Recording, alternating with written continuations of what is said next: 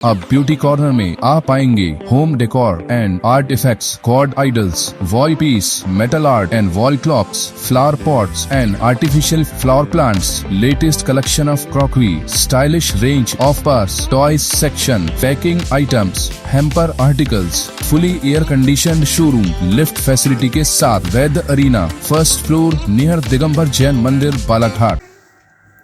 भाजपा के स्थापना दिवस अवसर पर बालाघाट पहुंचे प्रदेश शासन के शिक्षा एवं परिवहन तथा जिले के प्रभारी मंत्री उदय प्रताप सिंह ने शिक्षक पात्रता परीक्षा को लेकर शिक्षकों के लिए बड़ी राहत दी है।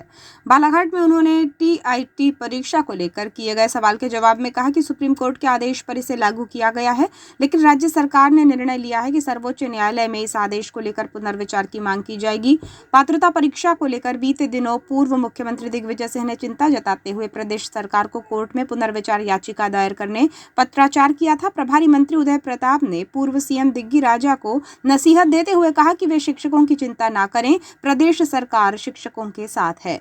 शिक्षा पात्रता परीक्षा को लेकर पूर्व मुख्यमंत्री और कांग्रेस के राज्यसभा सांसद दिग्विजय सिंह ने परीक्षा की अनिवार्यता को लेकर मुख्यमंत्री डॉक्टर मोहन यादव को पत्र लिखकर विरोध किया था और सुप्रीम कोर्ट में पुनर्विचार याचिका की मांग की थी। पूर्व सीएम का कहना था कि जो शिक्षक 25 से 30 सालों से पढ़ा रहे हैं, अनुभवी अतिथि शिक्षकों और संविदा शिक्षकों के लिए टीईटी परीक्षा पास करना मुश्किलों से भरा है। आपको बताएं कि मार्च 2026 में शिक्षा विभाग द्वारा जारी आदेश में टीईटी को अनिवार्य किया गया था, जिससे शिक्षकों में हड़कंप की स्थिति बन गई थी। प्रमुख बात यह थी कि आरटीई के लागू होने से पहले की नियुक्तियों को अनिवार्यता से मुक्त किए जाने की मांग उठ रही थी। साथ ही व्यापम के माध्यम से भर्ती शिक्षकों को भी नियमों में ढील दिए जाने की चिंता व्यक्त की गई थी। 6 अप्रैल को बालाघाट पहुंचे शिक्षा मंत्री उदय प्रताप से शिक्षक पात्रता परीक्षा को लेकर सवाल किए जाने पर उन्होंने कहा कि टीईटी परीक्षा को अनिवार्य करने का निर्णय राज्य सरकार ने नहीं लिया है, बल्कि ये सर्वोच्च न्यायालय के आदेश पर हुआ है।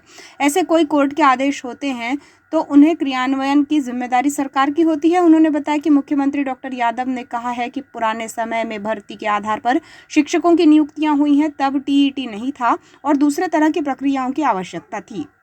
शिक्षा मंत्री ने जानकारी दी कि मध्य प्रदेश सरकार तैयारी कर रही है कि सर्वोच्च न्यायालय में शिक्षक पात्रता परीक्षा को लेकर पुनर्विचार के लिए आग्रह किया जाए। उन्होंने कहा कि शिक्षक हमारा गौरव है और कर्मचारी सहज परिस्थिति में कार्य करेंगे, सरकार की प्राथमिकता है। पूर्व सीएम दिग्विजय सिंह को लेकर उन्होंने तंज कसते हुए कहा कि उन्हें शिक्षकों की चिंता करने की जरूरत नहीं है, सरकार अपने शिक्षकों की चिंता कर रही है। इसे लेकर शिक्षक संगठनों से भी चर्चा हुई है और कहा गया है कि शिक्षकों में किसी भी तरह की भ्रांतियां या संवाद के अभाव में कोई संशय नहीं आना चाहिए। सरकार शिक्षकों के साथ है। इसे लेकर सर्वोच्च न्यायालय से आग्रह करेंगे और अपेक्षा है कि वहां से इसे मान्य किया जाएगा।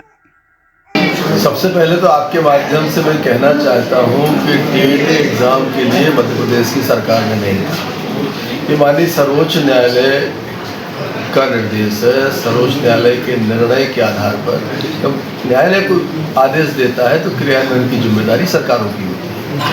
हमने न्यायालय के निर्देश को उसके क्रियान्वयन की पहल, लेकिन हमारे मुख्यमंत्री माननीय मोहन यादव जी ने कहा कि पुराने समय में जिस हमारी भर्ती के आधार के हिसाब से हमारे शिक्षकों की नियुक्तियाँ हुई हैं, जब टीईटी जब से लागू है तब से लागू है।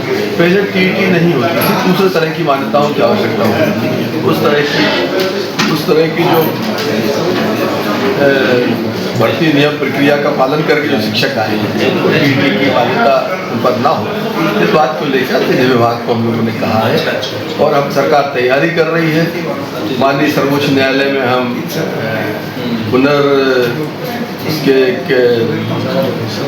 कहना चाहिए कि सुनवाई के लिए हम आग्रह करेंगे माननीय सर्वोच्च न्यायालय से, और शिक्षकों को इतनी चिंता करने की आवश्यकता नहीं है। और वरिष्ठ नेता कांग्रेस के माननीय दिग्विजय सिंह जी को भी बहुत ज़्यादा इसमें चिंता करने की ज़रूरत नहीं है, क्योंकि प्रदेश का हमारा शिक्षक हमारा गौरव है।